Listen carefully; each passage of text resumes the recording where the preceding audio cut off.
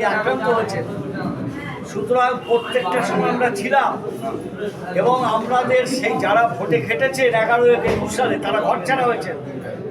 সুতরাং আমাদের যোগাযোগ কমিউনিস্ট পার্টির লোকেরা যেমন কোনো সময় এলাকায় থেকে যোগাযোগ রক্ষা করেন, আবার পরিস্থিতিকে বিবেচনা করে শত্রুর দ্বারা আক্রান্ত হলে তারা আত্মগোপনে থেকেও এই এলাকায় যোগাযোগ রক্ষা করে রেখেছে। সুতরাং বিজেপি ক্ষমতায় এসছে বলে সুযোগ এসছে এরকম নয়। আমরা জেগেছিলাম, মানুষ একটা জনরায় দিয়েছে। হ্যাঁ, বিজেপি জিতেছে সেটা ভিন্ন কথা। তারা যেভাবে বাইনারি তৈরি করেছে হিন্দু মুসলমানের, তাতে আপাতত তারা সক্ষম হয়েছে।